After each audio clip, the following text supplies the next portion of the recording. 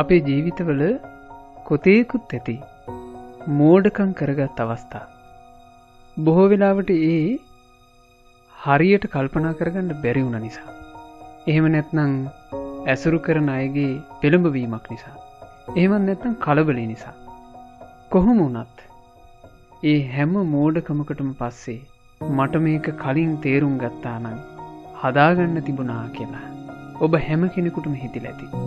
අන්න ඒ නිසා මෝඩකම කරගන්න කලින්ම ඔබට දැනුවත් කිරීමක් කරන්න අපි කල්පනා කළා.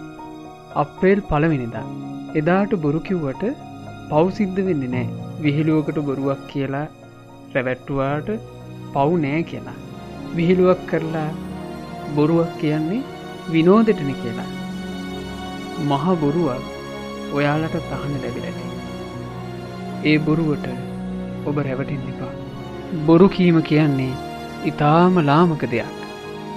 ඒක අකුසලයක්. නුවණැතියන් විසින් පිළිකුල් කළ දෙයක්. ගරහා කළ දෙයක්. බොරු කීම නිසා ගොඩාක් ගුණධර්ම වලට හානි සිද්ධ වෙනවා. බොරු කියන්න පුරුදු වෙච්ච කෙනෙකුට කරන්න බැරි පාපයක් නෑ. බොරු කීම නිසා මුඛය දුර්ගන්ධ වෙනවා. අන් අයට අප්‍රිය අමනාප කෙනෙක් වෙනවා. යහපත් මිත්‍රයින්ගෙන් දුරස් වෙනවා. තමන්ට අවංකවම ආදරය කරන අය නැති වෙලා යනවා. විවාහ වුණාට පස්සේ ඒ අයට දරු සම්පත් නැති වෙනවා.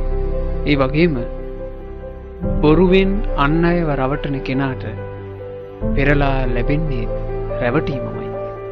බොරු කියන කෙනෙකුට මෙලොවදී ලැබෙන විපාක තමයි ඒ.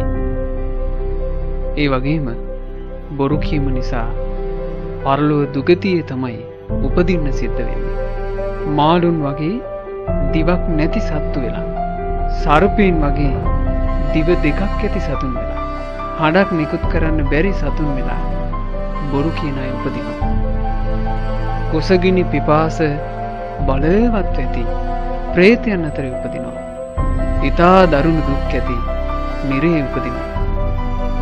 අපගේ මහා කාරුණික භාග්‍යතුන් වහන්සේ වදාළේ විහිළුවකටවත් බොරු නොකියන්නේ මී කියා හික්මෙන්න කියලයි. ඒ නිසා ඔබත් සත්‍යවාදී බව නම් වූ උතුම් ගුණේ රැකගන්න. බොරු කීමෙන් වළකින්න.